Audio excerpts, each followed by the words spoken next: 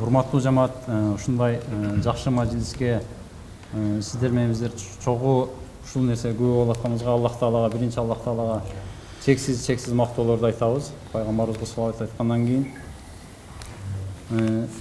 ыраазычылыгыбызды ушул нерсени уюштурганга уруксат берген биздин муфтияттын түздөн-түз буйругу менен болгон нерсе бул Замир карыга Аллах Таалага ыраазы болсун, ыраазычылык билдиребиз жамааттан. Андан кийин ушул нерсеге уруксат берген дин комиссиясынын директору Тойгон ажыга дагы ыраазычылык билдирип кетебиз. Андан кийин ушул нерсеге дагы эң чоң салым кошуп, ушул устаз менен сүйлөшүп, бул жакта дин жаат менен да сүйлөшүп, ортого түшүп, ушул нерсени уюштурган Олжобай устазыбызга дагы ыраазычылык билдирип кетебиз. Ошондой эле бул жердеги жамаатка дагы терең ыраазычылык билдиребиз. Ушул устазды ушул жерге келип сиздер менен жолуктурганга уруксат бергенине жамааттын атынан ыраазычылык билдирип кетебиз. Экинчиден, докторубузду тааныштырып кете турган болсок, Иордания мамлекетинин Амман шаарынын Суайлах районунда 1974 жылы бул жарык дүйнөгө келген. Ошол жерде чоңоюп өскөн. Андан кийин окууну бүткөндөн кийин Багдад шаарына барып, ошол жерден Абу Ханифанын университетинен, ошол жерде Абу Ханифанын жыттаган, дем алган абасынан дем алып, ошол жерде жүргөн Абу Ханифа жүргөн, туулуп өскөн жерден, ошол жерге коюлган жеринен илим алып, ошол жердеги Ханафи чоң шейхтерден илим алып, таза Ханафи илимин алган устаздан. Биз айтып коебуз, бул Ханафинин Ханафиси депчи, эч бир жанагындай салафи түшүнүк же башка түшүнүк эч нерсе жок да. Ханафи таза түшүнүгү да. Ошол жерде бакалаврды алган, андан кийин магистратураны окуган, андан кийин докторантураны окуган. Андан кийин bundan 10 жыл келип туруп, ошол Иордания элине кызмат кылып баштаган. Устазыбыз биринчи келгенде эч ким тааныбайт эле, докторду эч ким тааныган эмес. Устаздын астында 3 эле кыргыз бала окуйт эле. Ошол жерде Ханафи дегенде Иордания эли мындай артта калган дин деп түшүнүшчү да, Ханафи мазхабы дегенде. Анан ошол 3 эле кыргыз окуйт эле алдында. Ошол 10 жылдын ичинде азыр 70% иорданисти Ханафи кылып таштады докторчу. Ошол өзүнүн аракети менен, өзүнүн кылган иштихаты менен ушунчалык аракет кылды. Иорданиянын 70% элин аз Ханафи кылып салды. Бир эле мисалга ала турган болсок, биз барган учурда Иорданиянын 95% 8 эле рекет окуйт эле. Таравих намазынчы бардык жерде 8 эле рекет окуп койчу. Азыр 70% мечитте 20 рекеттен окушат. Ушул доктордун немеси мененчи, таасири менен. Ошол нерсени өз көзүбүз менен көрүп, доктордун динге кылган мээнетин көрүп, ошол нерсени өзүбүздүн дагы кыргыз элге кичине болсо дагы нуру жуксун, ошол нерсени кичине болсо да бизге келип кыргыз элибиз пайдалансын деп ушул нерсени уюштурдук. Анда эмесе калган нерсесин доктор өзү айтып берсин, өзү шейх сөз берели. بسم الله الرحمن الرحيم الحمد لله رب العالمين والصلاة والسلام على سيد المرسلين وعلى آله وصحبه أجمعين ومن سار على دربه واهتدى بهديه إلى يوم الدين. هذا اللقاء ننتظره من أول يوم وصلنا فيه إلى هذا البلد المبارك. بسم الله الرحمن الرحيم وبه نستعين. الله مقتولور болсун, пайгамбарыбыз Мухаммад саллаллаху алейхи ва саллям салаваттар болсун. Андан кийин мына ошол бүгүнкү жолугушууну biz ошол өлкөгө келгенден баштап, биринчи күндөн баштап мына ушул күнгө чейин күткөнбүз. فمن أول يوم وصلنا فيه والأخوة معي يخبرونني عن فضيلة الشيخ وعن جهده المبارك في هذا البلد، وأن حفظ المذهب الحنفي في هذا البلد كان بسعيه وجهده ومثابرته. Birinci günden başta biz kelgenden bizge bir tuğandarımız aytты, ошол жерде урматтуу биздин дамлабыздын, Молла Сабыр дамланын мээнетин бул элдин ичинде Ханафи мазхабынын сакталып калышына, Ханафи мазхабынын таралышына дамланын мээнетин айтып келишти дейт.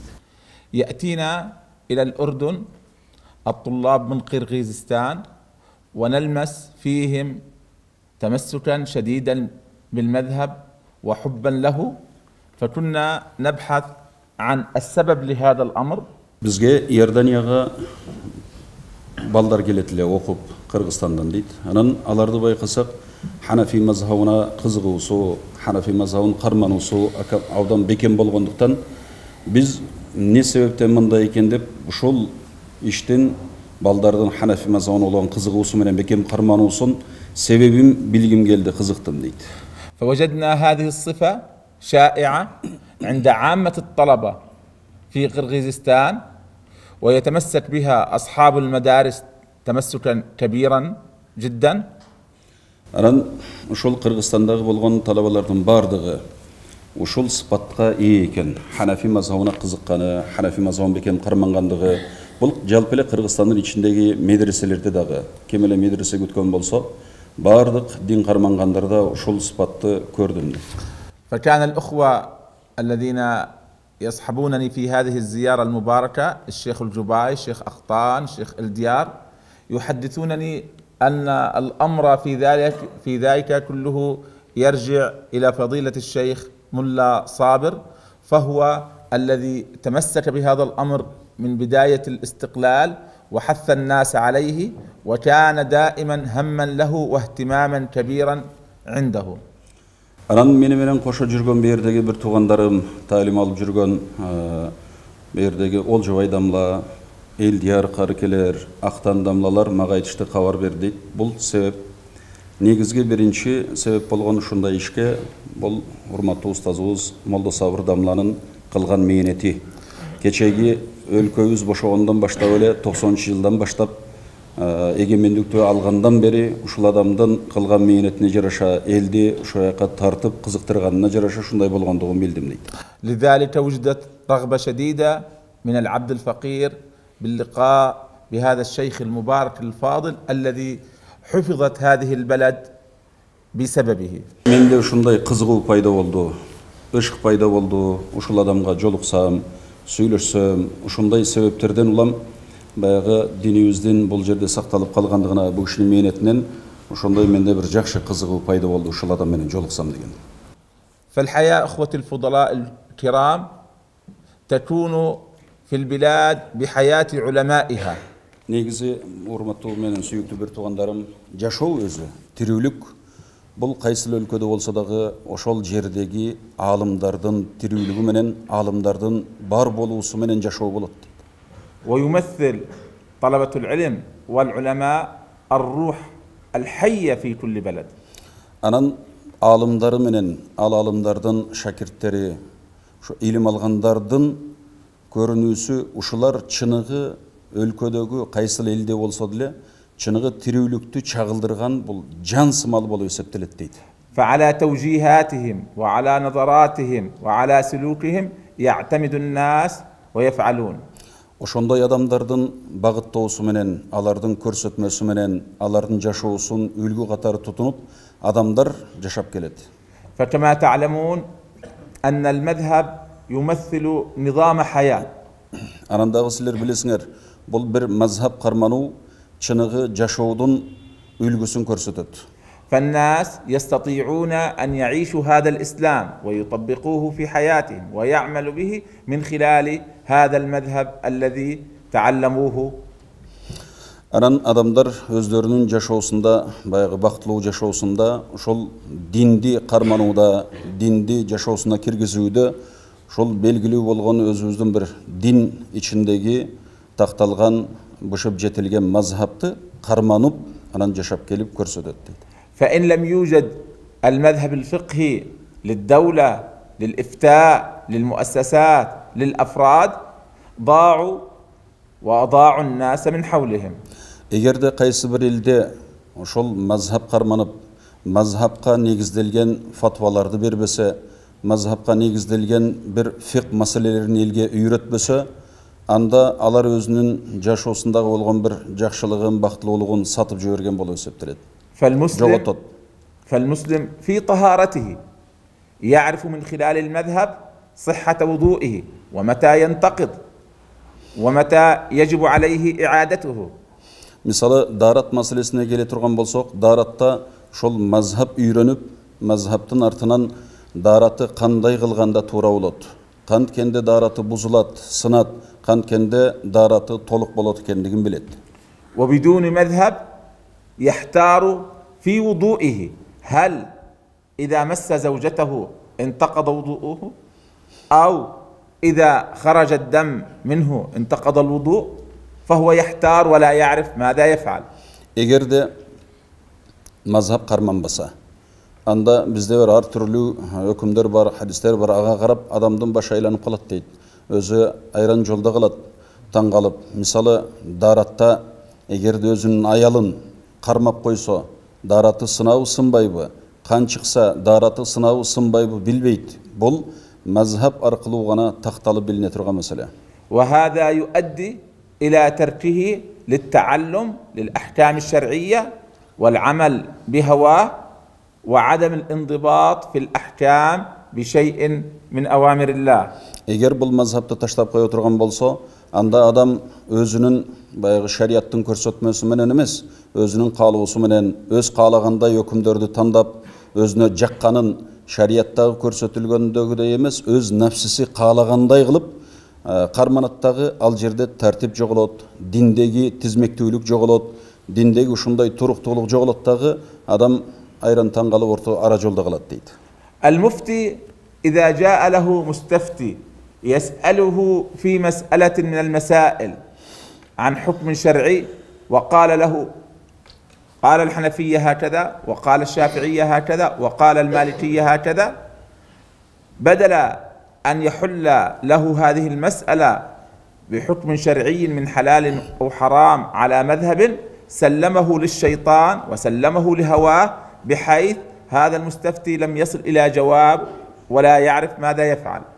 Егерде мысалы қоқыс бір сұраушы келіп муфтиден сұрап қалса, бір мәселе, шариат мәселесін, анан муфти аға мәселені тақтап, чечіп, бір жағын көрсетіп бербестен тұрып, мана бұл Ханафи мазхабында мындай, Шафи мазхабында мындай, баланча түгінші мазхабта мындай деп айтып қойса, тақтаваны бұл мындай болады деп шариатқа салып бір мазхабтан фатвасын айтып бербесе, жаңағы бечараны дейді, келіп сұрап келген, сұраған бечараны шайтанның қолына тапшырып береді, ал емне қыларын білбейді, анан қайсы өкімді қарманарын да білбей қалады. فالبلاد التي ضيعت مذهبها ضيعت دينها ووقعت في شباك الشيطان ولم يعد الناس يعرفوا ماذا يفعلوا في حياتهم في الأحكام الشرعية. Егерде қайсы бір елде, қайсы бір өлкөдө мазхабын жоғалтып қоя тұрған болса, анда ал эмне болот? Анда ал адамдардын бардыгы динин жоготот, шайтандын торуна түшөт, каалагандай ошо өзүбүздүн шариятыбызда бекемделгендей кылып дин карман албай калат дейт. وللأسف الشديد في كثير من البلاد وقعت هذه الفتنة العظيمة الكبيرة التي فيها ذهاب الدين وذهاب العلم، بحيث الناس صاروا يحارون ما هو الحكم الشرعي في حياتهم. Mana şondoy ökünüştүү ötө абдан эле ökünüştүү көрүнүштөр болуп атат. Кайсы өлкөдө ушинтип мазхабын жоготуп, так карман динди так карманганды билбегендердин бардыгы айран таң калып, орто жолдо калып, динди жоготуп, мазхабын жоготуп, кимди эрчирин билбей калып атат дейт. فمثلا في بلاد العرب أصعب سؤال على الإطلاق كيف نصل إلى الحكم الشرعي. Misалы Arap өлкөлөрүндөгү эң суроолордун оору кыйыны да ушул болуп атат. Кантип биз шарият өкүмүн тактап, шарият өкүмүн билебиз, кантип шарият өкүмүнө жетебиз деген суроо оор суроо бар дейт. والناس يحتارون في ذلك كثيرا، بعضهم يريد أن يذهب للقرآن وبعضهم للحديث وبعضهم يسأل هذا الشيخ أو يذهب لهذا المذهب أو يختار أو يرجح بين المذاهب، فهم في حيرة شديدة في معرفة كيف يصلون إلى الحلال والحرام. Ошон үчүн адамдар бирөөлөр келет дагы эмне кыларын билбей, бирөөлөр Куранга кайрылат, бирөөлөр пайгамбарыбыздын хадис сүннөтүнө кайрылат, бирөөлөр келип бир шейхке кайрылат, бирөөлөр дагы бир мазхабтын ээсинен барып сурайт. Чыгылып адамдар бир өкүмдү билирде, жолу болбогондон кийин, так туура жолду билбегенден кийин, мазхабтын жоктугунан адамдар айран таң калып эмне кыларын билбей, кайсы өкүмдү карманарын билбей калат.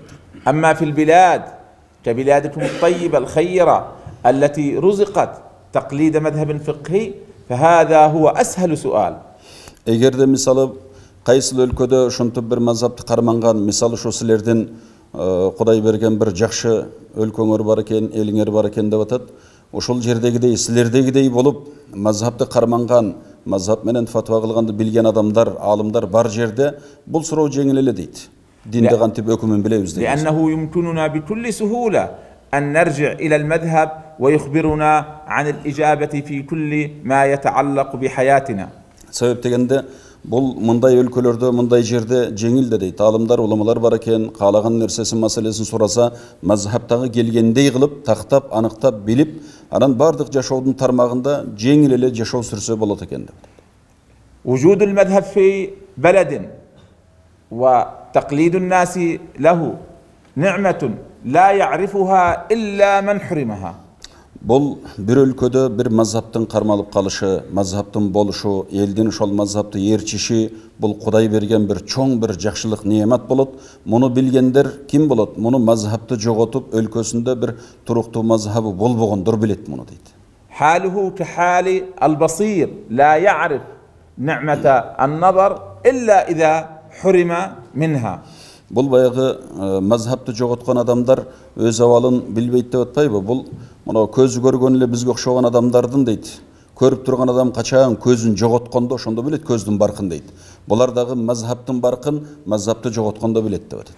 فعندما نسمع أي صيحة تشككنا في مذهبنا وتشككنا في علمائنا علينا أن ننظر إليها نظر شك وريب. Biz egerde kimde kim, her жерден ün çıkıp mına bilemiz. İnternette olsun, başka yerler olsun, her жерден ünder çıkıp, jaşırımdagı çıkıp atpay, ошол ünder deyit odat. Biröller çıkıp deyit, bizdin özümüzün elimizdeki mazhab karmangan alım ulamalarda şektendirip bir sözlerdi aytışat deyit. Anday mınday deyip, bunu biz neden bilemiz? Bilişimiz gerek. Egerde ошол eldin alım ulamalarına söz tiyizken adamlardan ünü çıksa, biz ağamday şekteniyip karaşımız gerek deyit. Oylanıp karaşımız gerek. Nege minti atat bul? وأن وراءها أناس لا يريدون الخير بنا. Себеби мындай сөздүн артында, алардын артында бир топ адамдар турат, бизге жакшылыкты каалабаган адамдар бар. وإنما يريدون إيقاعنا في الفتنة. Алардын каалоосу эле бизге окшогон ушундай тынч бир мазхаб карманып жашаган элди бир фитнага, бузукулукка түшүрө тургандай ниети бар. تقول ألا يصعب على الناس الأخذ بمذهب واحد ولو أنهم رجعوا إلى المذاهب الأخرى لوجدوا فيها أقوال أيسر وأسهل فهذا أفضل لهم. Айтасың, мисалы адамдарда эгерде бир алым уламаларга кайрылса, анан алар бир мазхабтагы келген өкүмдөрдү чечмелеп түшүндүрүп айтып берсе, алар ошол жеңил эмеспи? نقول الأسهل والأيسر للسائل وللمفتي وللطالب هو المذهب الواحد. Аларга биз ушинтип айтабыз дейт, бул мейли муфти болсун, суроочу адам болсун, же талим алуучу талип студент адам болсун, аларга эң жеңили ошол бир мазхабты кармануусу. لأن في المذهب علماء لا يحصون عبر التاريخ وقد بذلوا قصارى جهدهم في تقديم مذهب ميسور سهل يمكن للناس العمل به.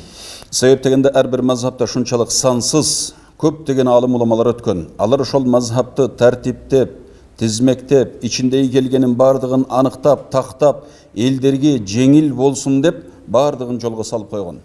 فالمتعلم أن يتعلم شيئا واحد أسهل عليه من أن يتعلم أكثر من شيء. Себеби илим алып аткан адамга деле дейт.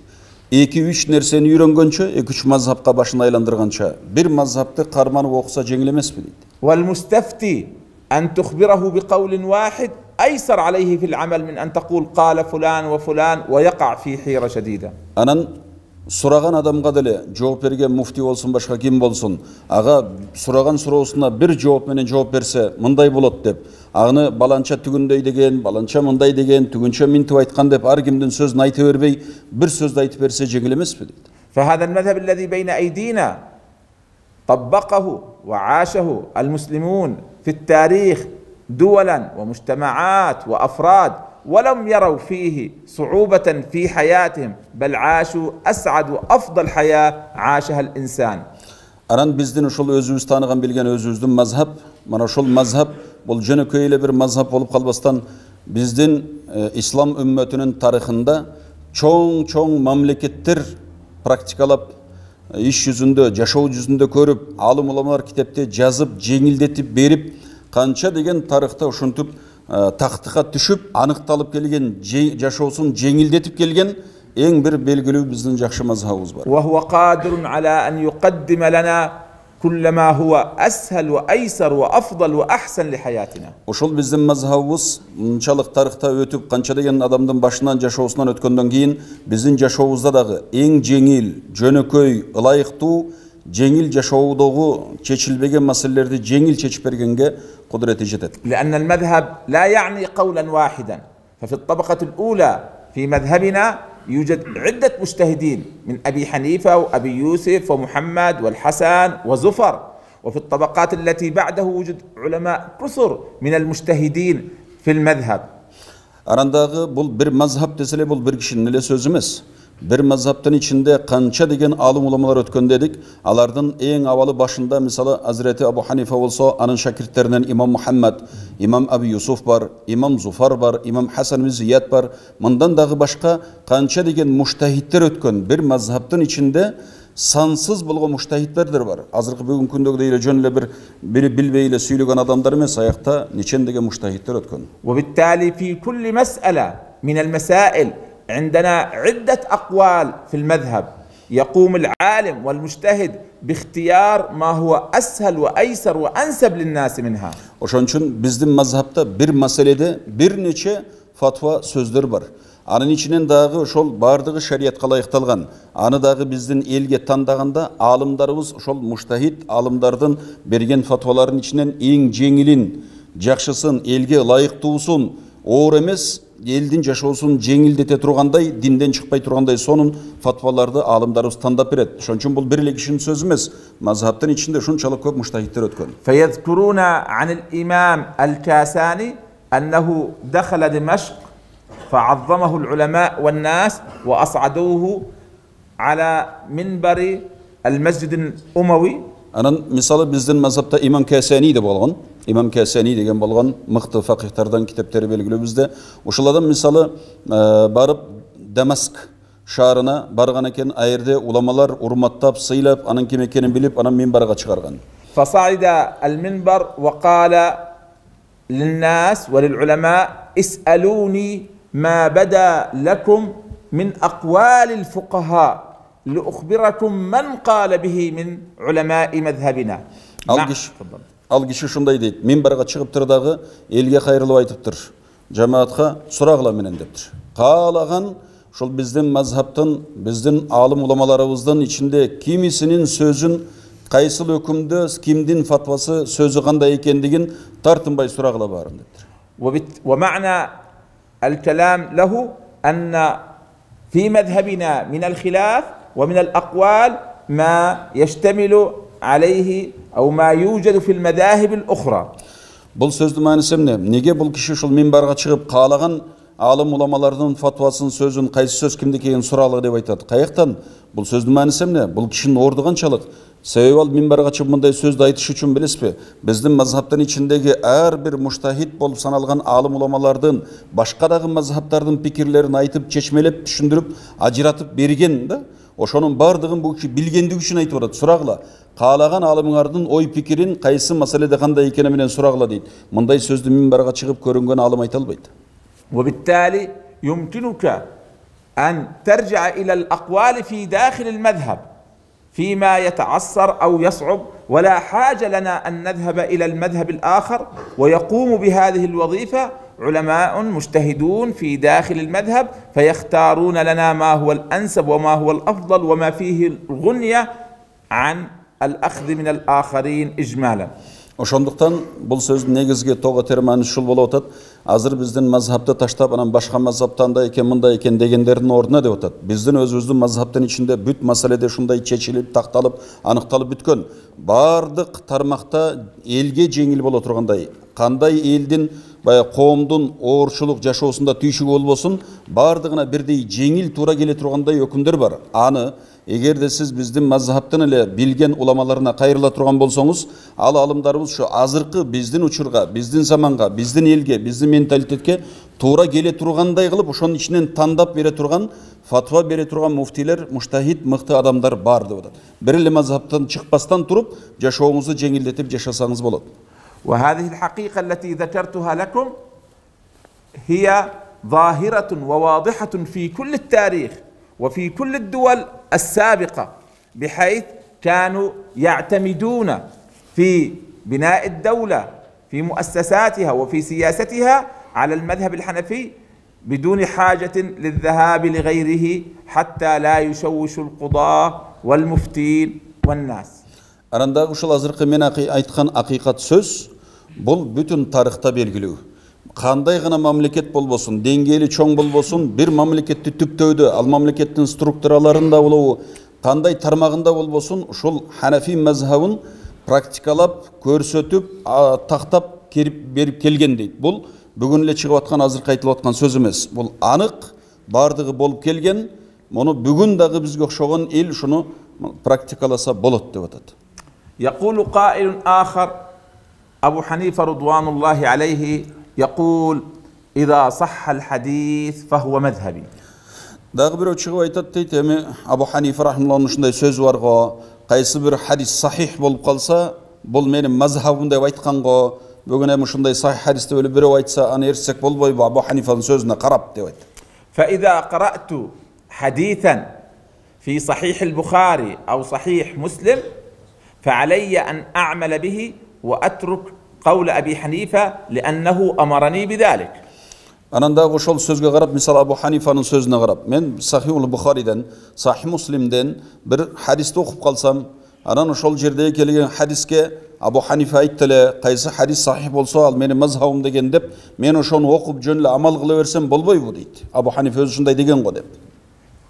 ثبوت هذه الكلمة عن أبي حنيفة محل نظر، لأنه لو قالها لأدى إلى هدم مذهبه، وإنما قال إذا جاء الحديث فعلى الرأس والعين.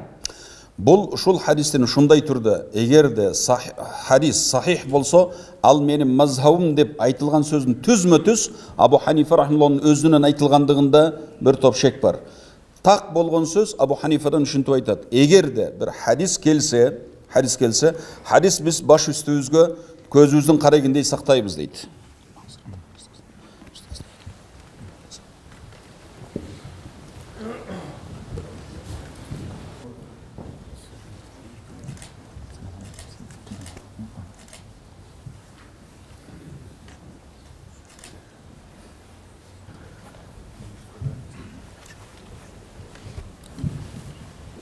فكنا نتكلم في قول قائل إذا صح الحديث فهو مذهبي، ينقلونه عن أبي حنيفة، وأن هذه المقولة لم يقلها الإمام رضوان الله عليه، وإنما قال إذا جاء الحديث فهو على الرأس والعين.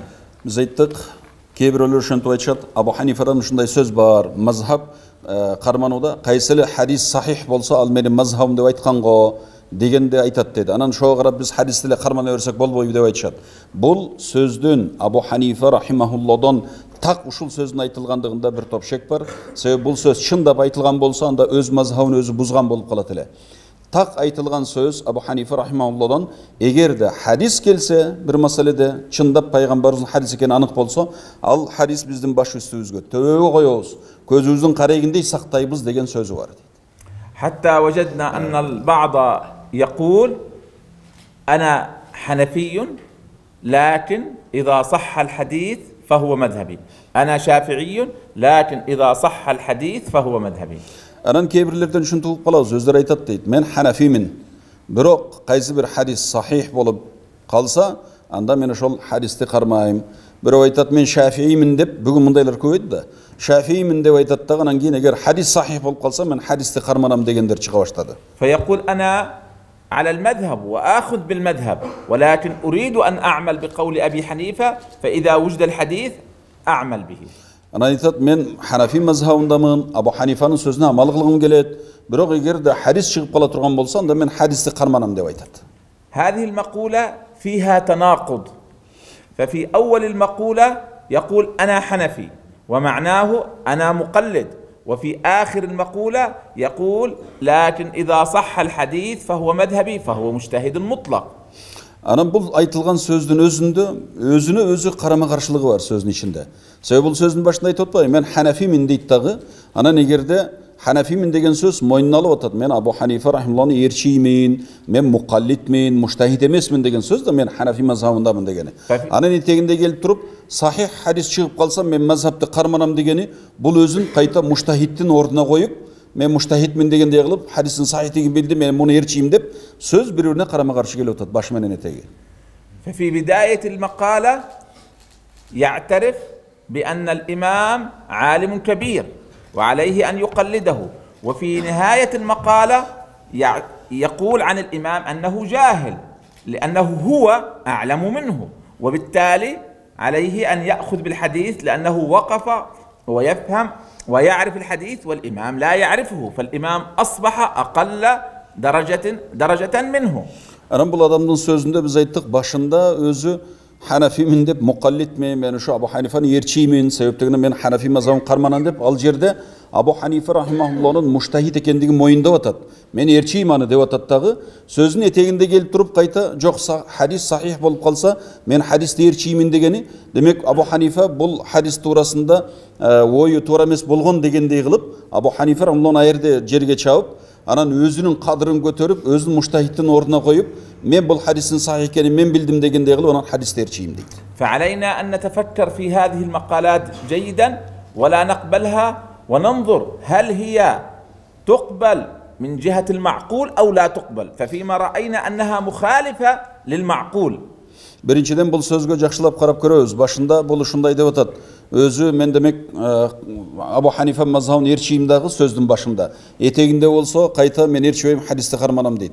Munday sözdü biz kavul alalabız bu. Kavul ala turganday söz bözü adamdın akılına sыя turgan söz bü?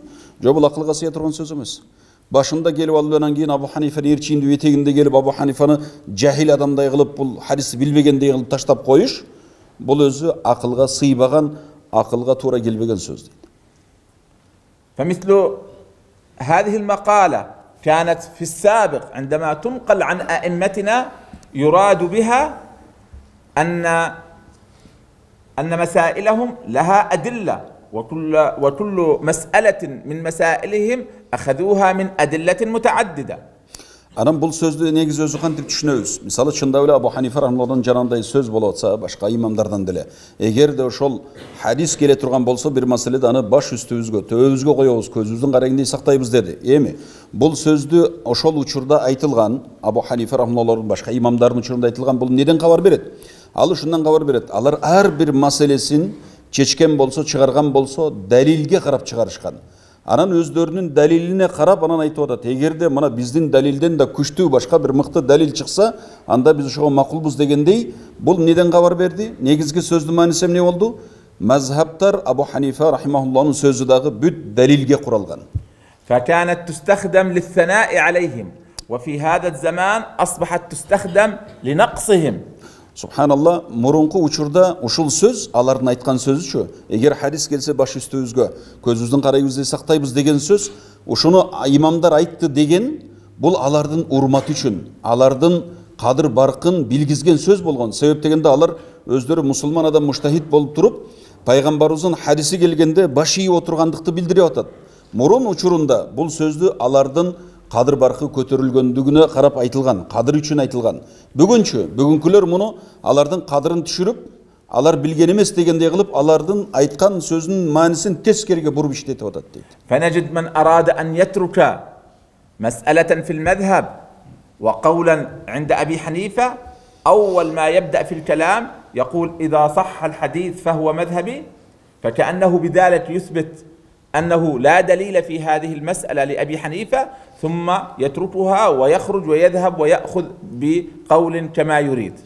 Ana nazır bugün gelip biri uşuntu aytıp atkan bolsa, mına bir mazhab bizdin Hanafi mazhabının içindeki bir sözdü qarman basa, таштайым десе, же бир дагы фатваны албай таштайым де, онан кийин ал сөзүн келе калып эле айтып, мен бул таштап атканым, албаганым себеби мынакей хадис чыкты, сахih хадис болду, мен ушуну кармандым дейт дагы, анан мазхабтагын таштайт. Анын не болуп атат? Бул сөздүн мааниси, яны Ханафи мазхабында далил жок. Абу Ханифа далилди билбеген. Мына могул жерде күчтүү далил чыкты, мен ушуну кармандым дегенге алып барып калат дейт да. حتى أننا وجدنا بعضهم يتجرأ ويقول مئات المسائل في المذاهب الفقهية لا أدلة لها ويحتج بذلك على ذلك ويقول إذا صح الحديث فهو مذهبي. Анан кейбирлер өздөрү ушундай тайманбастан бүгүн ошол жанагындай сөзгө алданып ушуга чейин барып атат дейт. Тайманбастан айтат дейт. Ой, азыр мазхабтардын ичинде жүздөгөн маселелерде эч кандай далили жок эле, жөн эле бир айтылган сөз деп, анан жанагындай башаламандыкка себеп болушуп атат. فنقول له أعطنا مسألة واحدة في مذهبنا لا يوجد عليها عدة أدلة وليس دليل واحد. Biz аларга айтабыз дейт. Тапчы. Мейли биздин Ханафи мазхабынан бир маселени таап алып келчи. Ошол маселеге бир далил эмес, бир маселеге бир нече деген далилдер бар өзү ар мазхабыбызда. Сен алып келчи мага жок дегенде бир маселени, мана ошонун далили жок деген маселенин бир далили болгон маселени алып келчи дейт. Ар бир маселеде бир эмес, бир нече далил бар дейт.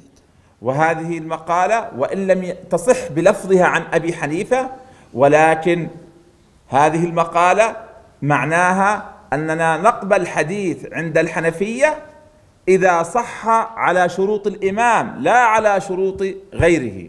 Бұл айтылған сөздің негізі Абу Ханифа рахималлахның өзінен тағы ушундай сөз айтылбаса дагы, бирок ушуга мааниси жакын болгон сөз айтылды. Биз муну кантип түшүнөт экенбиз анда?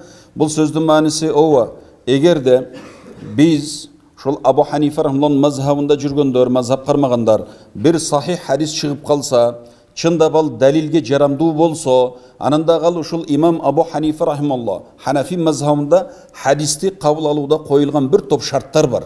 Ханафи мазхабынын өзүнүн элеги бар. Биз ошол хадисти алып келип Ханафи мазхабынын элегине салып көрөбүз дейт. Эгер ошол электен өтүп имам койгон шарттарга туура келген болсо, анда кабыл кылабыз деген сөз. Бул жерде таптаза эле бул сөздөн келип чыгып Ханафи мазхабы хадисти кабыл кылбайт экен деген маани туюлуп калбасын деп атат.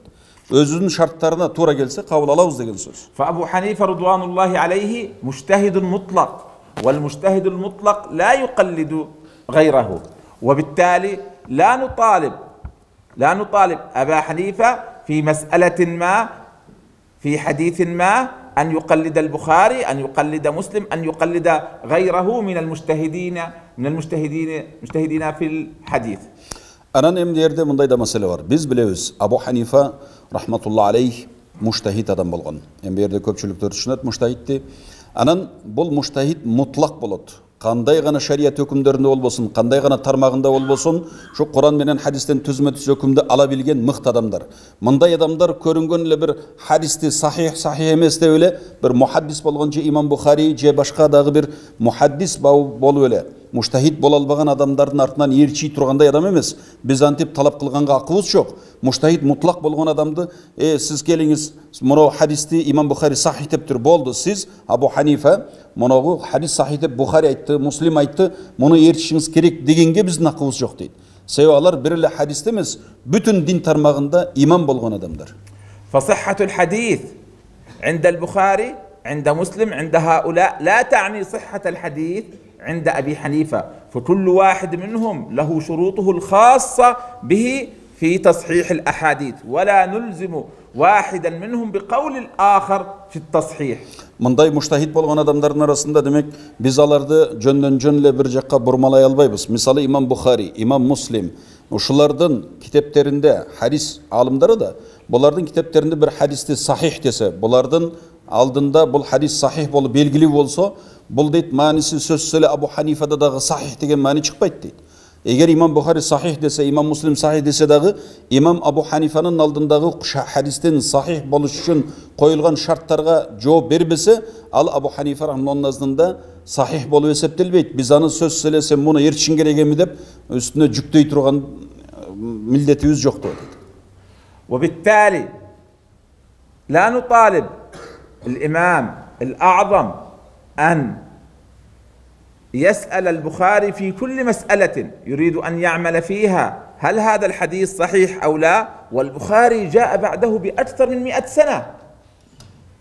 Anınдағы biz İmam Abu Hanife Rahimahullah mazhabınдағы мәселелерде әр бірінде Abu Hanife'den soray albayбыз da deydi. Anı talap kıl albayбыз. Sizдің мынау мәселеңіздегі hadis sahih bi? İmam Bukhari'de kelgендей sahih beken, İmam Muslim'de kelgендей sahih beken diye albayбыз. Sebebi бұл İmam Bukhari, İmam Muslim degендер özü İmam Abu Hanife Rahimahullah'dan keyin, o kançadan keyin gelgen. فالتصحيح أمر اجتهادي وليس قطعي. مسلم تلميذ البخاري خالفه في شروط التصحيح، وكان بينه وبين شيخه ردود قوية في مقدمة صحيح مسلم في شرط الملاقاة والمعاصرة، لأنه اجتهد أن شرط الصحة هكذا، والبخاري اشترط شرط الصحة هكذا، فلا يلزم واحد منهم بالآخر. Anınдағы бұл bir hadis sahih bolsa эле башкалардын бардыгы ошол hadisти sahih дей бериш өзү далилге туура келбейт. Себеп дегенде имам Бухаринин өзүндө мисалы өзү имам Муслимдин устазы болгон. Эми экөөнүн ортосунда устаз шакирттик мамиле бар. Биз билебиз тарыхта имам Муслим шакирти боло туруп өзүнүн Сахих Муслим китебинде мукаддимасында кириш сөзүндө баяндаган. Устазы имам Бухари менен көп маселеде, bir топ маселеде кайчы пикирде болуп бири-бирине карама-каршы келгенде жерлери болгон. Мисалы равилердин хадисти риваят кылган адамдардын бири-бири менен жолугуусунда, мулакат бабында, же болбосо муну замандаш болуу маселесинде. Мисалы бул аламга замандаш болгон дегенде, муасир болгондо ошол муасир кандайчы болуш керек? Качан бири-бирине замандаш болду дейбиз? Кандай шарттар менен? Ал бири-бирине жолукту дегенде жолугуу кандай болуш керек? Жөн эле бир заманда жашаган Бишкекте жашаптыр, экөө өмүр бою жолукпаптыр. Ушуну жолугуу деп эсептесек болобу Бишкекте жашагандыгы үчүн эле? Же сөз ушундай ооз-мооз отуруп бир пикир алыш керекпи? Деп мисалы имам Муслим менен имам Бухари экөөнүн ортосунда ошол маселелер ушундай талаштар бар дейт. Демек бирөөүндө сахих болгон хадисти экөөнүндө толук будагы сахих деп айта тургандай маселе жок. Бул хадисти сахих же сахих эмес деп айтыш, бул амри иштихади дейт. Муну бир муштахид адам иштихады менен, билими менен, мээнети менен биле турган нерсе. Бул сөзсүз хадис сахих десе бир кат'ий иш эмес. Чечилбеген, башка эч ким эчтеке деп айта албай тургандай сөз эмес. Kimdin bilimine jaraşa, dengeline jaraşa, muştahitligine jaraşa hadistin sahih ekenligin aytışı, bilişi mümkün. Sözsüle İmam Bukhari'de sahih bolsa ele, demek bu Hanafilerden bardığı İmam Bukhari'nin hadisini almadı, bulardığı tuğra emes degen oy özü tuğra emes. وهذه مسألة مهمة جدا، فهذا الرد لبعض المسائل عند أبي حنيفة أو عند غيره من المجتهدين رجع لوهم في مسألة، وهي الحكم على الحديث هل قطعي أو ظني، فظنوا أن الحكم على الحديث قطعي وليس بظني، وبالتالي إذا وجدنا حديث حكم عليه بالصحة في كتب السنة يلزم على جميع الفقهاء أن يتركوا أقوالهم ويعملوا به، لأن هذا قطعي وقولهم ظني، وهذا بعيد عن الصواب، بل التصحيح للحديث اجتهادي وظني كما هو الحال في المسائل الفقهية، وبالتالي لا يجوز أن نلزم غيره من العلماء بقوله إذا صحح الحديث. Эгерде мына шол маселеге дагы байланыштуу өтө зарыл маселе, муну бүгүн билиш керек деп атат. Хадисти сахих эмес деп айтыш, hadisти шундай кылыш биз айттык, бул адамдын билимине, деңгээлине, иштихад, муштахид болгондугуна байланыштуу болот дедик. Аны көрүнгөн эле hadisти сахих десе бүттү болду. Бүтүн факих, фукахалар, башка мазхабтагылардын бардыгы кааласа, каалабаса, өзүнүн мазхабында келген өкүмдү таштап hadisти ээрчиш керек деген туура эмес багытты бүгүн кармангандар болуп атат. Ушунун өзү туура эмес. Себеби биздеги жанагынтип бир эле hadisти бир алым сахих деп койсо, мухаддистер, анан аны бияктагы башка мазхабтагы фикх маселеси чечилип, алар дагы hadisке карап чыккан маселе да, анын бардыгын таштап эле мына бул hadisти сахих деп барды ээрчип кетиштин өзү биздин шарият далилдерине туура келбейт. Ошон үчүн бул hadisти бирөө сахих десе, китептерге тактап, кайрылып, аныктап, билип көрүш керек. Муну кимдер сахих деди? Бүгүнкү күндөгү жанагылар карманган ушу билген эле Сахих Бухари менен Сахих Муслимде келген хадисти сахих деди. Ханафилер силер кармабайсыңар, силер болду жолдон чыктыңар деген сөз биздин өзүбүздүн кыргыздарда көбөйүп атат да. Муну жакшы түшүнүш керек. Бул өтө зарыл маселе деп атат. ولو سلمنا بصحة هذه المقولة عن أبي حنيفة فإنها تكون خاصة بالمجتهدين، بطلابه بعلماء عصره ممن بلغوا درجة الاجتهاد المطلق أو من جاء بعدهم ممن هم من المجتهدين في المذهب ممن يقدرون على النظر في الكتاب والسنة، وليست للمفتين وليست حتى للعلماء وليست للعوام وليست لكل أحد أن يتجرأ في الفقه ويأخذ بالحديث ويفهم كما يريد. Анандағы егерде ушул жанагы айтылган сөз Абу Ханифа рахимахулладан чындап эле ушул сөзгө жакын бир маанилер анык болсо биз аны кантип түшүнүшүбүз керек? Бул сөздө Абу Ханифа кимге айткан? Сиз экөөбүзгө окшогон бир далилдин эмне экендигин түшүнбөгөн, хадистин эмне экендигин түшүнбөгөн, маселенин эмне экендигин түшүнбөгөн адамга айткан дейсизби? Жок. Бұл айтылған сөз өзінің заманындағы, өзіне оқшаған мұштахид мақамындағы, бір мазхабты мықты білген өзінің заманындағы және шәкіртіне имам Мұхаммадқа оқшаған адамдарға, имам Аби Юсуфқа оқшаған адамдарға айтылған. Дәлелді ажыратып, Құран деген емне, хадис деген емне, кимisi сахих емес деп, bilgen adamlara aytılgan. Бұл көрінгенле азыр керек болса біздің учурдагы бердегі муфтимин деген адамдарға деле, алым мен деген адамдарға деле, алым уламаларға, муфтилерге де айтылған сөз емес дейді ал. Ал хадис сахих болса менің мазхабым деген ошол хадистин сахих екендігін тақ ажырата бил алған, ошол имамдардың даражасында, муштахидтердің даражасындағы болгондорго айтылған дейді. Бүгін ал сөзгө алданып бизге окшогондор окуса эле сахих хадис менен каршы келип калды деп элибизде тарап кетти. Ушундай балай болуп атат. وهذا التفسير لها هو ما سار عليه سائر العلماء في التاريخ. Ана ушул айтылган сөз, бул айтылган азыркы тafsir кылып атпайбы? Имам Азамдан ошон сөздөр айтылса дейт. Бул демек ошондой муштахидтерге айтылган сөз. Сиз экөөбүзгө эмес, берде сиз экөөбүзгө эмес, жана алым, улама, муфтилерге да айтылган сөз эмес керек болсо.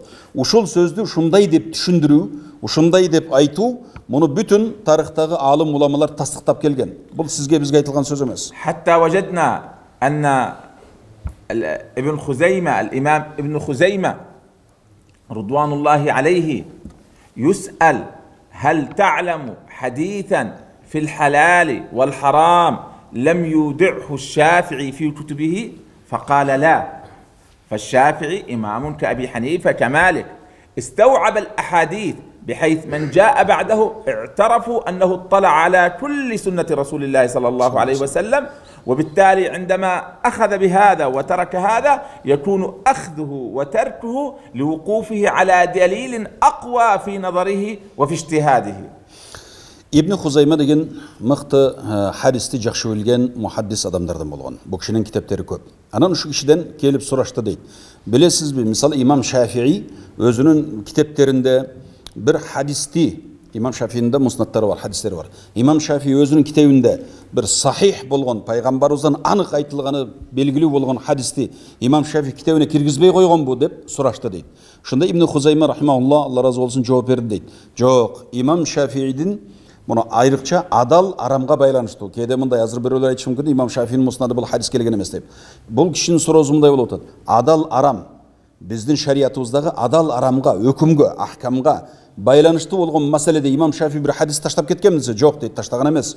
Булар өз заманындагы болгон бүтүн хадистерден кабар болгон, бардыгын тактап, анан жыйнап, жана булар китептерине адал арамга, өкүмгө байланыштуу болгон хадистердин бардыгын киргизген.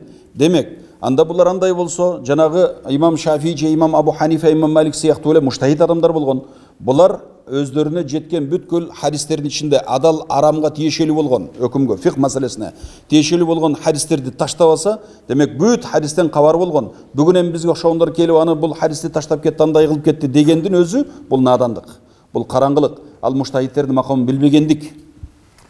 فلو سلمنا بصحة هذه المقالة فكنت في هذه البلاد المباركة مثلا، وأنا من أهل الاجتهاد ومن أهل العلم وعندي قدرة على الترجيح والوقوف على الأقوال، ثم في مسألة التأمين ترجح عندي أن الجهر هو السنة وليس الإخفاء هو السنة، فهل علي أن أعمل بقولي واجتهادي في أن أجهر بآمين وأفتن الناس في هذا البلد وهم يسيرون على مذهب فقهي معتبر ويخفون فيكون قولي سببا للفتنة؟ يقرر في مثل هذه المسألة أن العمل بالمرجوح أولى من العمل بالراجح، ويشهد لذلك فعل سيدنا ابن مسعود رضوان الله عليه عندما صلى في منى خلف سيدنا عثمان 4 ركعات، وهو كان يجتهد أنهما ركعتان، فسألوه فقال الخلاف شر. ويشهد لذلك قول سيدنا رسول الله صلى الله عليه وسلم عندما قال للسيدة عائشة لولا أن قومك قريبي عهد بجاهلية لهدمت الكعبة وبنيتها على قواعد إسماعيل، فترك هدم الكعبة وهو الراجح وعمل بالمرجوح حتى لا يسبب فتنة في المجتمع. Anınдағы егерде ушул сөзгө карап, егерде хадис сахих болсо, ал менин мазхабым дегенди мен билип дейт. Мисалы мен ушул өлкө силердин элиңерге келсем, анан өзүмдүн иштихадымда окуп көрүп, бир жагын ойлодум, ушу намазда, моногундай жария намаздарда Фатиха бүткөндөн кийин амин деген сөздү жария айтыш керек деп өзүмчө мен жыйынтыкка келсем дейт. Ошондой муштахид адам болуп дейт да. Муштахид болсом дагы деп атат. Анан мен ушундай амин дегенди жария айтыш керек десем, мен бул өлкөгө келсем, билем, бу жерде Ханафи мазхабын карманышат, булар дагы сүннөткө амал кылат, амин деп айтат, болгону жария кылбайт. Анан ушул жерде мен келсем, мен жанагы хадис сахих болсо эле амал кылам деп алып, мен ушул элдин ичине фитна кылып, бу жерде бардыгы амин дегенди жашыруун айтып атса ичинен, мен кылып анан келип алып берге амин деп бакырып кыйкырып отурсам дейт. Элге ушундай фитне салсам, меники туурабы дейт. Бул туура эмес дейт. Неге? Себеп дегенде буга далилдер бар дейт. Биринчи, мисалы биздин Абдулла ибн Мас'уд радиаллаху анху ажылык маселесинде Азирети Усман халифа болуп турган кезинде анан Мина тоосуна барып, ажыга баргандар билет, ал жерден намаз окулат. Ушунда Абдулла ибн Мас'уд радиаллаху анху айтат экен, 2 рекет окулуш керек дейт экен. İmam Osman radıyallahu anhu kişi olsa 4 reket okuş gerek deptir. Emal imam anan al 4 reket okuydu. Abdullah ibn Mas'ud radıyallahu anhu sahabi Hazreti Osman'a erişip 4 reket okuydu. Anan jandagilar suraydı. Siz bu 2 reket debeysiz mi? Siz 2 reketni ixtiyar kılasız o dese imam sahabi Abdullah ibn Mas'ud radıyallahu anhu aytat eken. Bul talaşıp tartışуу jakşı emes. Bul özünçe bir jamandık kalıp barat. Dep anan keyin özü menin oyumda, menin nazdımda, menin bilişimde, ilimimde şol 2 reket jakşı degenim menen 4 reketти okusam da jayız. Men uşul nerseni aytıp eldi başını aylantıp talaş kılışım özü zarıl emes dep, anan alım ulamalar şunday okuyadan bir ereje kabul algan deyt. Egerde sen uşunday elge gelip kalsan, men hazır özüm amin dep jariya ayta turgan bolsam dele, elge fitne salbaş üçün men içimden aytam deyt amindi. Sebep degende bul jerde gel bir tüptü mazhabты karmanat, amindi içinen aytat, aytpay koygon jok, sünnetти atkарып atat. Болгону да ошол жария эмес экендигине, бул элде жария айтпаса, демек мен өзүмдүн муштахид болуп турсам дагы деп атат. Менин мазхабымда ушул каулу маржух болсо дагы дейт да, баягы кичине күчсүзүрөөк сөз болсо дагы мен дейт, ушундай жерде фитна кылбаш үчүн күчсүздү карманганым мага жакшы дейт. Буга дагы ошол далил, экинчи бир далил Азирети Айша энебизге Пайгамбарыбыз Мухаммад Мустафа саллаллаху алейхи ва саллям кайрылып айткан дейт. Я Айша, муну Каабаны курган кезде кичирээк болуп курулуп калган. Пайгамбарыбыз Азирети Айша энебизге айткан, эгерде сенин муну коомуң, Курайш коому, динге келгени жаңы эле келди да, мен азыр ушулар куруп койгон бул Каабаны кичирээк кылып. Менин оюма койсо, мен ушу Каабаны бир аз муну чоңойтуп, хижирди кошуп, анан Каабаны чоңойтмокмун. Бирок азыр андай кылайын десем, муну сенин элиң чатак чыгарган турат. Мен ошон үчүн Каабаны чоңойто албайм деп Азирет Айша энебизге айткан дейт. Карасаңыз, пайгамбарыбыз өзү ушундай элге бузукулук фитне чыгарбаш үчүн Каабаны чоңойтушту билип туруп, бирок жана эл курган, Курайш курган жерге коюп койду. Жаңы эле динге кирген элдин арасында бир фитне чыгар, бузулук кылбайын деп пайгамбарыбыздын кылган кылыгын карасаңыз, бүгүнкүлөрчү биздегилер азыр келип мына элибизде көрүп атпайбыз, мына өзүбүздүн мечитибизде, башка жерде дагы жанагындайды билип алгандар бар да, келип алып анан бакырып, кыйкырып амин деп турат. Бизди билет Ханафи мазхабы экенибизди. Имамдардын, муфтиятыбыздын уставын баары жакшы билет. Ханафи менин жүрөгү, бул жанагынтип фатва алым уламалардын сөзү. Эгерде сен ошондай билип турсаң дагы сеники, сенин мазхабың боюнча ушул каулу раджих. Я мына сөз күчтүүрөөк сөз менин оюмда дейсиң. Булардыкы күчсүз болсо дагы фитна чыгарбаш үчүн, талаш тартыш, бузукулук кылбаш үчүн жанагы мазхаб боюнча дагы биздин мазхабка да туура келет. Ошондой өзүңдүкүн кичине этият кылып, көпчүлүктүкүн фитна салбай, көпчүлүктүкүн ээрчисе болот деп атат да. نلاحظ من خلال هذه المناقشة أنه يلزم علينا أن نلتزم بمذهبنا وأن نأخذ بجميع مسائله وأن نسعى سعيا حثيثا لتعلمه وتعليمه للآخرين، ولا نغتر أبدا بقول أي قائل بالأخذ من المذاهب الأخرى، لأن في مذهبنا ما فيه غنية من الأقوال عن المذاهب الأخرى، وفيه الغنية في أن يقدم لنا الأسهل والأيسر، ولا نغتر بقول أي قائل في المسألة الحديث الفلاني وعلينا أن نأخذ بالحديث.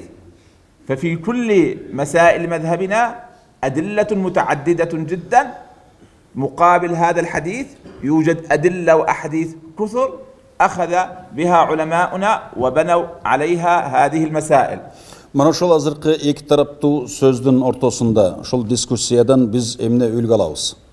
Жанагындай жок, биз сахих болсо эле мазхаб хадисти карманышыбыз керек, мазхаб ташташыбыз керек дегенге азыр бир топ мисалдарды айтып, ортодо далилдерди келтирдик. Мындан бизге ушундай үлгү алабыз. Биз бир мазхабты кармангандан кийин ошол мазхабтын ичиндеги келген фатваларды сурап, мазхабтын ичиндеги келген далилдерди тактап, алым уламалардан билгендерден карманып өз мазхабтан чыкпаганыбыз жакшы.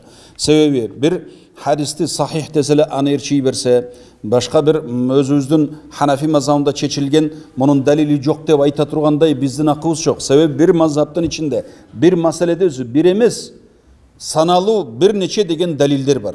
Bir meselege bir emez. Anı bilgenler bilet. Demek ошол bilgenlerden сурашыбыз керек. Анан бирөө эле келип hadisi sahih деп калса, анын hadisi sahih экенде аны ээрчип кетип, өзүнүн мазхабын таштап, жанандай фитнага бир бузукулукка себеп болбошубуз керек. Муну так билели. Демек ушу силердин өлкөнө окшогон бир мазхабты бекем карманган, мазхабты билген алым уламалар турган кезде башка бир hadis sahih деп ээрчиш, башка бир мазхабтагы сөздөргө карап фатва бериштин өзү ката деп атат. فنختم في نهاية هذه الجلسة التي نشرف فيها بصحبة شيخنا وعالمنا الملا صابر، وكنا ذكرنا في أول هذه الجلسة أننا نشتاق للجلوس إليه من أيام لكثرة ما سمعنا من الثناء عليه والجهد الكبير الذي بذله في ترسيخ هذا المذهب في هذا البلد الطيب، بحيث يعمل الناس فيه ويستفيدون منه. فهذا الجهد هذا الكبير نلمس آثاره هذه الأيام، ونرى ازدياده يوما بعد يوم، ونرى هذه الطمأنينة وهذا الخير وهذه البركة التي تنتشر في هذا البلد بسبب هذه الفكرة الطيبة التي بدأ بها مولانا وغذاها. Aran şol oturuşubuzdu, bu жыйыныбыздын акыркы сөзүн ошо өзүбүзгө урматтуу болгон сыйлуу дамлабыздын мээнетин башында мен айтып кеттим деп атат. Бу кишинин ой пикири, мээнети менен бул өлкөдө Ханафи мазхабынын бекемделиши, түптөлүшү, адамдардын, талабалардын, студенттердин Ханафи мазхабы менен бекем кармалып калышына чоң себеп болгондугун көрүп билип келген күндөн баштап ушуга биз муштак ауданышкы болуп жолукубуз келип устаз менен отургубуз келди деп атат. Ошон үчүн бу сөздү акыркы сөзү ушу дамланын сөзү менен аяктаса, эми мындай өлкөгө мынчалык мээнет кылган адамды бардыгыбыз билебиз, мазхабтын бекемделип калышына себеп болгон. Кудайым берекесин берсин деп жакшы сөздөрдү айтып атат. فأقدم العبد الفقير كل الشكر والتقدير لشيخنا ومولانا على جهده وعلى ما قام به، وجزاه الله عز وجل خير الجزاء عنا وعن المسلمين، وصلى الله على سيدنا رسول الله. мен анан өзүмдүн жекече атымдан ушундай устазга, дамлага ыраазылык билдирип кетейин деп атат. Кылган мээнети үчүн, жакшылык үчүн, ушундай көп нерсеге себеп болгон экен. Чын дилимден ыраазылык билдирем. Аллахым ыраазы болсун, пайгамбар саллаллаху алейхи вассалам салават саламдары болсун дейт.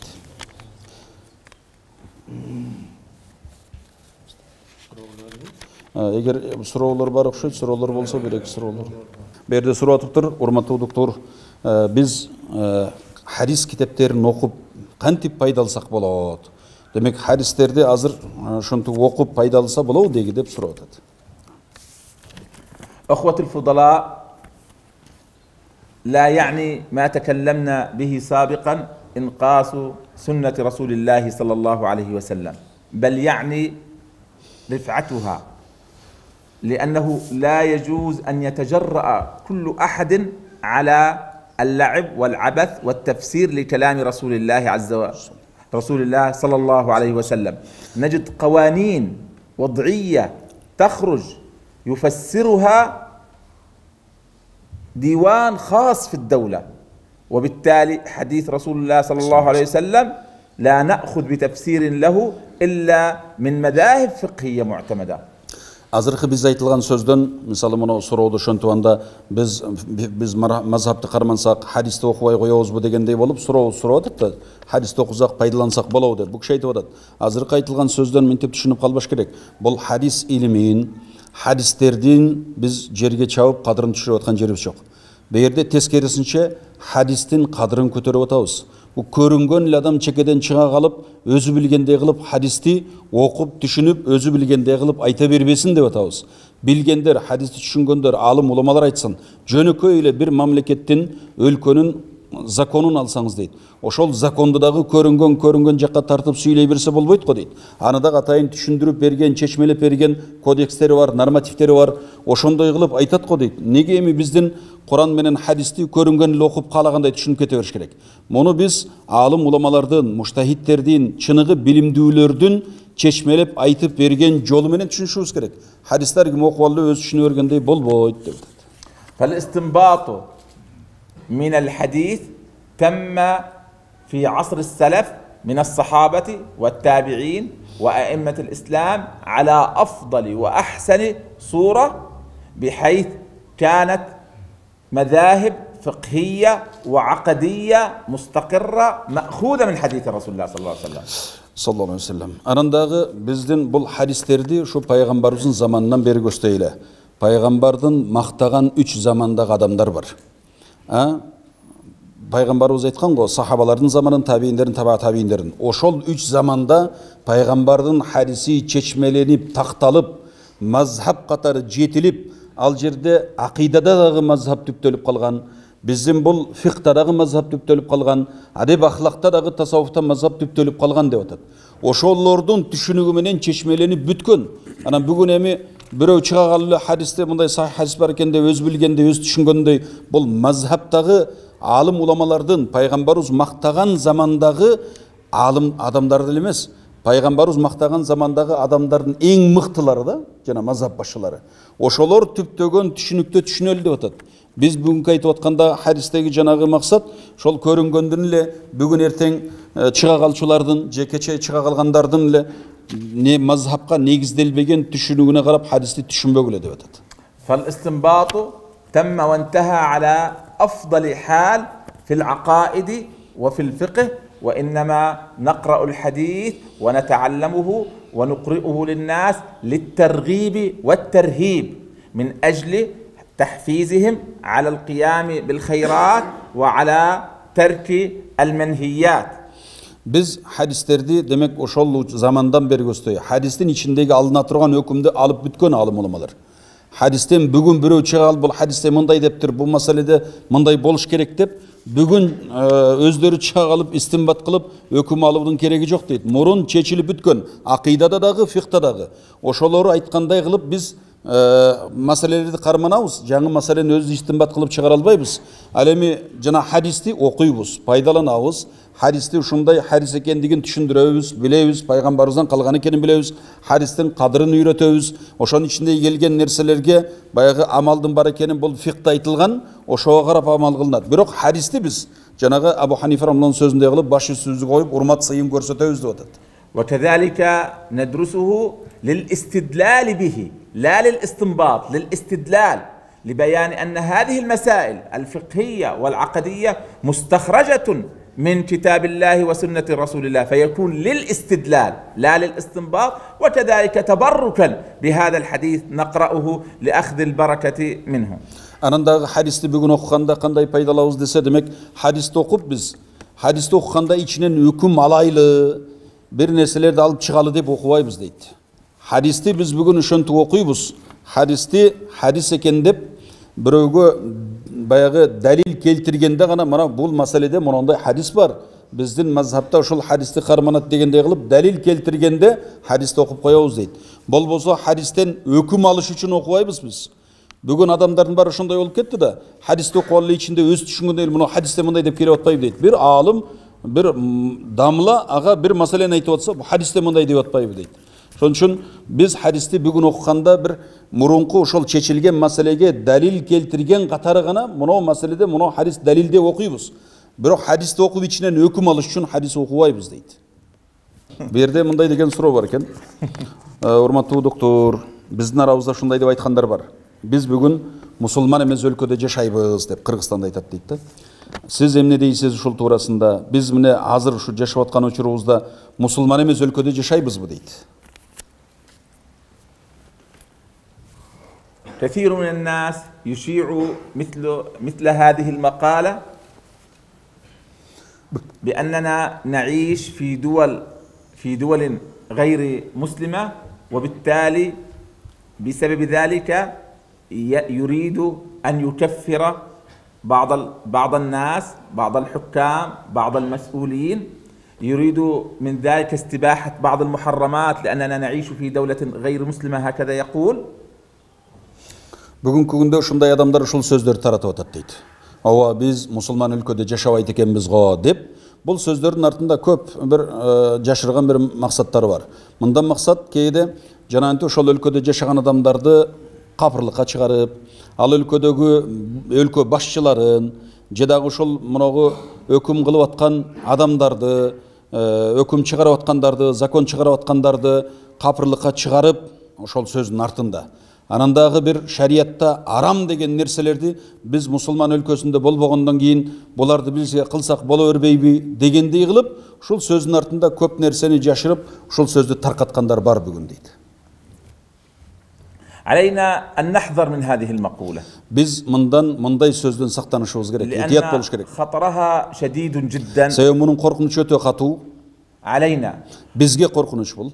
وبالتالي لا نريد أن نفسر القرآن كما نهوى، ومن لم يحكم بما أنزل الله فأولئك هم الظالمون، وفي آية فأولئك هم الكافرون، وفي آية أخرى فأولئك هم الفاسقون. فهذه ثلاثة أوصاف لثلاثة أشخاص وليست لشخص واحد. Анандагы бүгүн ушундай сөздөрдү айтканда биз каалагандай кылып Куранды өзүбүз билгендей тафсирлей бербейли деп атат. Себеби Куранда мисалы ушинтип келген, Алла Таала түшүргөн өкүм менен, Алла түшүргөн Куран менен өкүм кылбагандар, биринде алар залым болушат, биринде алар капыр болушат, анан биринде алар залым кафир, фасык болушат деп айткан. Ушул 3 айтылган өкүм 3 түрлүү адамга айтылган дейт. Бул бардыгы эле бир адамга айтылган эмес. А жерде залым болот, фасык болот, капыр болот деп башка адамдарга айтылган. وهذا التفسير هو قول الإمام النسفي. Ушул тафсир имам Насафи тафсиринде айткан деп атат. Бул ар бир 3 аят 3 башка адамдарга айтылган. وبالتالي لا يكفر إلا من ينكر شريعة الله عز وجل. Ушундан улам өкүм чыгат. Бул жөн эле Курандагы келген жана аятка карап булар шариятка карап өкүм кылбай атат, булардын баары капыр деген сөздү таркатып атпайбы? Жок. Качан адам капыр болот? На Куранда ачык айтылып келген өкүмдү ушул болбойт деп жокко чыгарса, ошондон ыймандан ажырашы мүмкүн. أما إن كان هناك تقصير في إقامة بعض الأحكام الشرعية في الدولة من غير إنكار فلا يؤدي هذا إلى كفر الحاكم والمسؤولين. Кайсы бир өлкөдө эгерде шарияттагы келген өкүмдөрдү толук аткара албастан, бирок алар ал өкүмдү таптаза түп орду менен кайтарып жокко чыгарбайт, туура эмес дебейт шарияттагы өкүмдөрдү. Бирок бир себептерден эгерде ошол өлкөдөгү бир өкүмдөр, шарияттагы айтылган өкүмдөр толук аткарылбастан, кээ бир нерселер калып кетип атса, бирок алар ошол өкүмдү туура эмес дебесе, Курандагы келген өкүмдү, анда алар жанагындай өкүм чыгаруу менен капыр болуп калбайт деп атат. فالدولة لا تختلف عن بيتنا والحكومة لا تختلف عنا. Бул биздин өлкө үйүбүздөн айырмасы жок. Өлкө мамлекет деле биздин үйдөгүдөй өзүбүз сыяктуу эле элестетип көргүлө деп атат. فإن قصرت ببعض الأمور مع أولادك ومع زوجتك بأن كانت زوجتك لا ترتدي حجابا شرعيا أو كان في بيتك بعض المعاصي فهل هذا يعني أنك كافر وأسرتك كافرة؟ Мисалы, ошонтип өзүң үй менен салыштырып көрүп, өлкө иши деле үй менен ишине окшош дейт. Сен үйүңдө мисалы кээ бир бала чакаңдын же аялыңдын шариятка ылайык келбегендей өкүмдөр менен жүрөт дейт. Мисалы, аялың сен жакшы өзүң ошондой кылып жүрөсүң, аялың жолук салынбайт мисалы. Же балдарың дагы бир күнөөлөрдү кыла турган болсо, ошондо сен өзүң динди карманганың менен аялың жолук салынбаса, балдарың бир күнөө иштерди кыла турган болсо, ошолордун айынан ошондо сен башчы болгондук үчүн сен да ошо капыр болуп каласыңбы деп атат. وكذلك إن وجد مثل هذه الأشياء في الدولة لا يعني أنها دولة كافرة ودولة غير مسلمة. Анан дагы ушундай эле иш бир өлкөнүн ичинде болуп калса, бир шариятка туура келбеген адамдар жүрүп атса, шариятка туура келбегендей бир өкүмдөр келип калса, сөзсүз эле ошол өлкөнүн башындагылардын баары чекеден баары капыр деген өзү туура эмес.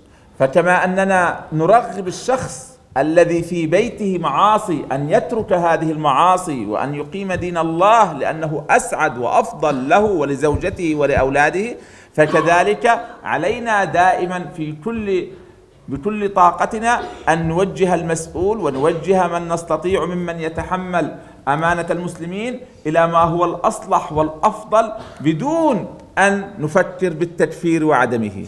Ошон үчүн биздин үйдө дагы жанагы үй башчысы эркек адам дагы демек аракет кылат, бала чакасын айтат, аялын айтат, динге кел дейт, карман дейт, кичинеден даават кылып, анан аны динге чакырып, түз эле сен капыр болдуң дебегендей эле өлкө башында дагы тургандар шариятты кичинеден шариятка туура келгендей кылып өкүмдөр чыгып атса, бир тобу туура эмес келсе эле болду, алардын баарын капыр дебестен, алар баардыгыбыз аракет кылышыбыз керек.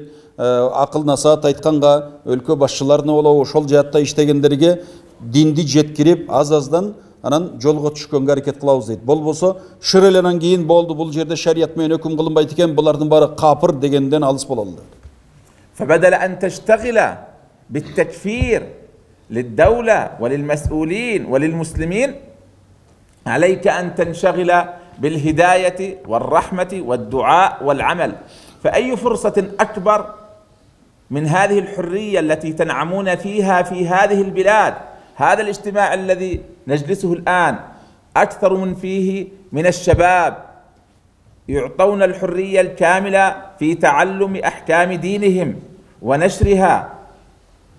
Ошон үчүн бизге мойнубуздагы негизги иш ошол өлкө ичиндеги жанагындай жакшы иштер менен алек болуу. Караңыздарчы деп атат.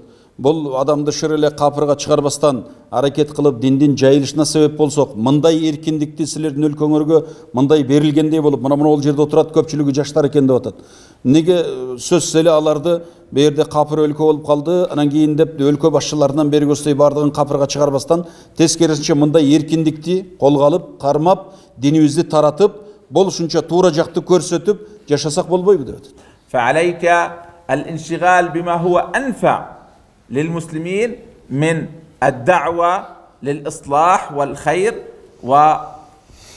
الطلب من الناس الرجوع إلى هذا الإسلام وأنت لك الحرية الكاملة في القيام بذلك.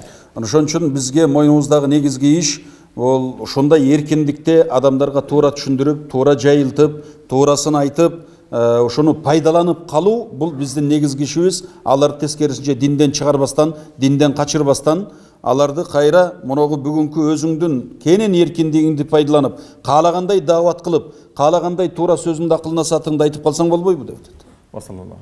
Ва саллаллаху алейхи ва саллям пайгамбарыбызга салават саламдар болсун. Аллаху акбар. Алхамдулилlah.